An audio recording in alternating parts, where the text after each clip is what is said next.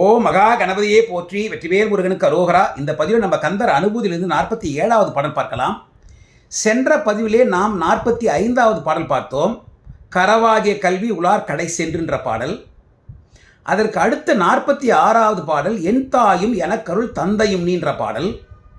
அந்த பாடல் ஏற்கனவே நம்ம பதிவு செய்திருக்கின்றோம். பதிவு 60ல் பாடல் 45 இருக்கிற டிஸ்கிரிப்ஷன்லையும் இப்போ நம்ம பார்த்து கொண்டு இருக்கின்ற இந்த 47 இருக்கிற டிஸ்கிரிப்ஷன்லையும் அந்த 46வது பாடலுடைய லிங்க் கொடுத்துருக்குறோம். அன்பர்கள் அதை போய் பார்த்து தெரிஞ்சுக்கலாம்.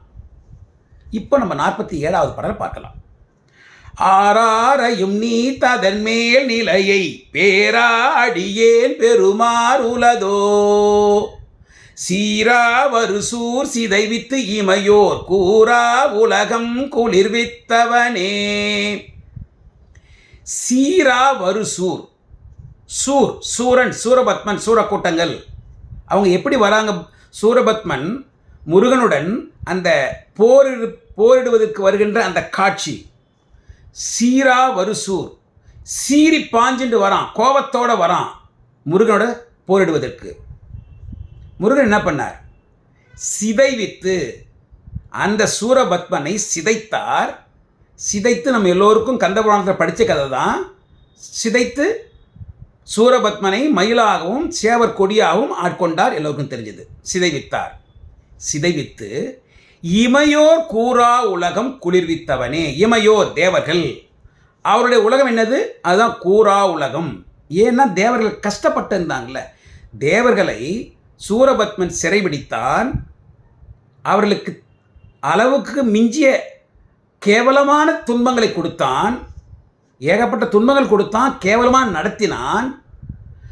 அப்படி கஷ்டப்பட்டு கொண்டிருந்த அவர்களுக்கு அவருடைய உலகத்தை முருகன் திரும்பவும் பெற்று கொடுத்தான்.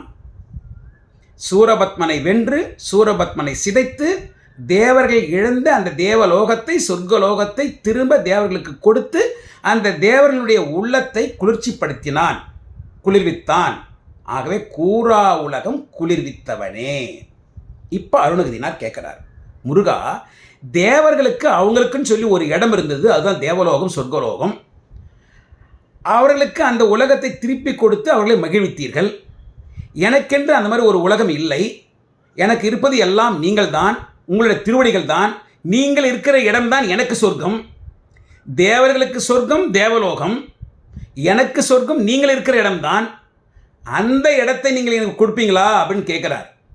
ஆறாரையும் நீத்து அதன் மேல்நிலையும். 6 6 36. சைவத்தில் 36 தத்துவங்கள் இருக்குது. இது 1. 6 6 இந்த 2வது வர 6 வழின்னு எடுத்துக்கலாம். அப்போது 6 வழிகளை கடந்தவன் பரம்பொருள். பரம்பொருள் எங்கே இருக்கார்? இந்த 36 தத்துவங்களை கடந்த நிலையில் இருக்கின்றார். அண்டங்கள் 7க்கு அப்புறத்துக்கு அப்பால் உண்டென்ற சக்தி சதாசிவத்தின் உச்சி மேல் பார்க்குறோம். இந்த 6 நிலைகளை அந்த 6 வழிகளை கடந்த நிலையிலும் இருக்கின்றார். இதை கொஞ்சம் விளக்கமாக நம்ம பார்க்கலாம். இப்போ சைவத்தில் 36 தத்துவங்கள் இருக்குன்னு சொல்லப்படுது. அந்த விஷயங்களுக்கு உள்ள நம்ம போல இப்போது அந்த 36 தத்துவங்களை கடந்தவன் பரம்பொருள். அந்த நாம் இறைவனை அடையும் பொழுது நாம் அந்த 36 தத்துவங்களை கடந்த நிலையில் பரம்பொருளை சேர்ந்து கொள்வோம். 1. இன்னொன்று, இந்த 6 6ஐயும் 6 வழின்னு சொல்லும் பொழுது என்ன ஆறுது? நம்ம இந்து சமயத்தில் பரம்பொருளை அடைவதற்கு 6 வழிகள் உள்ளன. என்ன 6 வழிகள்? சிவனை வணங்குவது, விஷ்ணுவை வணங்குவது, அம்பாள் சக்தியை வணங்குவது, விநாயக பெருமானை வணங்குவது, முருகனை வணங்குவது, நம்ம சூரிய தேவனை வணங்குவது. இந்த 6 வழிகள் இருக்குது. இந்த 6 வழிகள் மூலமாகவும் எல்லாம் கடந்த தத்துவங்களுக்கு அப்பாற்பட்டு இருக்கின்ற அந்த பரம்பொருளை, பரபிரம்மத்தை நம்மால் அடைய முடியும். அது ஒரு வழி. அடுத்தது இன்னொன்று, 6 6ஐயும் இன்னொரு 6 வழி என்ன இருக்குது? நம்ம உடல்லையே, அண்டத்தில் இருக்கிறது தானே பிண்டத்தில் இருக்கும். இந்த நம்ம உடல்லையே இந்த 6 சக்கரங்கள் இருக்குது. மூலாதாரத்தில் ஆரம்பித்து இந்த புருவத்துக்கு மத்தியில் இருக்கிற ஆஞ்ஞா சக்கரம் வரைக்கும் 6 சக்கரங்கள் இருக்குது. இந்த தியான பயிற்சி மூலமாக, யோக பயிற்சி மூலமாக அந்த மூலாதாரத்தில் இருக்கிற அந்த குண்டலியை நம்ம எழுப்பி தியானம் செய்து பரம்பொருள் மீது ஒரே நினைவாக கொஞ்சம் கூட அந்த சலனமே இல்லாமல் அவனையே நினைத்து வணங்கும் பொழுது இது நடக்கும் இல்லையா? அப்படி நடந்து இங்கே வந்த உடனே இந்த நிலைக்கு நாம் அடைந்த அந்த பக்குவத்துக்கு நாம் அடைந்தோமேயானால் அதற்கு அடுத்த ஒரு நிலை இருக்குது. அதுதான் சகஸ்டதலம். அந்த இடத்துல 1000 இதழ் கொண்ட தாமரை மலரில் பரம்பொருள் ஆகிய சிவனும் சக்தியும் இணைந்திருப்பார்கள் சிவசக்தியர்களாக. அப்படி அவங்க சிவசக்திகளாக இணைந்திருப்பதனால் அந்த இடத்தில் மகிழ்ச்சி, ஆனந்தம், பேரானந்தம், எல்லையற்ற ஆனந்தம். அந்த நிலையை அடைந்தவர்கள் இறைவனை அடைந்தவர்கள். திரும்ப அவங்களுக்கு பிறக்க வேண்டியதே இல்லை. இப்போ நம்ம என்ன சொன்னோம்?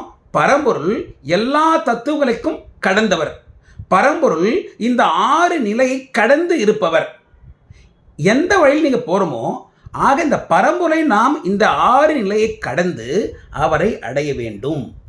அதான் 6 நீத்து அதன் மேல் நிலையை, அதற்கு மேலாக இருக்கின்ற சகசர நிலையில் இருக்கின்ற சிவசக்தியரை நான் அடைவதற்கு பேரா அடியேன் பெருமாறு உள்ளதோ. அடியேன் பேரா அடியேன், அடியேனுக்கு அந்த நிலையை அடைவதற்குரிய தகுதி இருக்கோ இல்லையோ தெரியல எனக்கு. அப்படி தகுதி இல்லைனா கூட என்ன, நீங்கள் தகுதிப்படுத்திக்கலாம் இல்லை. அதற்கு பேரா அடியேன் பெருமாறு உள்ளதோ, அந்த நிலையை அடைவதற்கு அடியேனுக்கு அந்த பாக்கியம் இருக்கா? முருகா, நீங்கள் நம்ம தேவர்களுக்கு அவர்களுக்குன்னு ஒரு சொர்க்கலோகம் இருந்தனால அதை கொடுத்துட்டீங்க. அவங்களும் சந்தோஷமாயிட்டாங்க, மகிழ்ச்சி ஆகிட்டாங்க. எனக்குன்னு ஒரு உலகம் இல்லை. எனக்கு இருப்பது எல்லாமே நீங்கள் தான், உங்களோட திருவடி தான். நீங்கள் எங்கே இருக்கிறீங்களோ அதுதான் என்னுடைய உலகம். நீங்கள் எங்கே இருக்கிறீங்க? இந்த 6 நிலை கடந்த நிலையில் இருக்கின்றீங்க. அந்த 36 தத்துவங்களை கடந்த நிலையில் இருக்கின்றீங்க. நீங்கள் எங்கே இருக்கிறீங்களோ அங்கே தான் நானும் வரணும். அதுதானே என்னுடைய இடமா இருக்கும், அதுதானே எனக்கு சொர்க்கமாக இருக்கும். அந்த நிலையை அடைவதற்கு எனக்கு நீங்கள் அருள் செய்ய வேண்டும் அப்பா. அதுதான் பேரா அடியேன் பெருமாறு உள்ளதோ. அதை அடைவதற்கு அந்த பாக்கியம் எனக்கு இருக்கா? அதை கொடுத்து அருள வேண்டும். ஏற்கனவே கொடுத்துட்டார்ல அருணகிரிநாதர், ஏற்கனவே அனுபவ நிலை அடைந்தவர் தானே, அடைந்தாச்சே. இருப்பினும் நமக்காக இந்த நிலையெல்லாம் விலக்கி நமக்காக பாடிருக்கார்.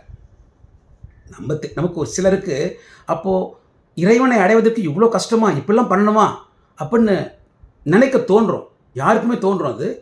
அதுதான் ஏற்கனவே சொல்லிட்டார். எப்போ நம்ம இறைவனை அடைய முடியும்? ஆஷா நிகழம் துகளாயின பின். ஆசை தூணானால் நாம் இறைவனை அடையலாம். அவனே நம்மளை தேடி வந்து நம்ம கூட்டு போயிடுவான். ஆனால் ஒன்றும் பிரச்சனை கிடையாது. ஆக நாம் முயற்சி செய்ய வேண்டும். ஆசைகளை அறுத்து இறைவனை அடைவதற்கு இறைவனை தியானம் செய்ய வேண்டும். அதுதான் நம்ம இந்த பாடலில் வந்து நம்ம தெரிஞ்சுக்கிறோம். அப்படி பாடலை பார்க்கலாம். ஆராரையும் நீ ததன் மேல் நிலையை பேராடியேன் பெருமாறுளதோ. சீராவரு சூர் சிதைவித்து இமையோர் கூறா உலகம் குளிர்வித்தவனே. வெற்றிவேல் முருகனுக்கு அரோகரா, ஞானவேல் முருகனுக்கு அரோகரா, கந்தவேல் முருகனுக்கு அரோகரா. ஓம் சரவண பவ.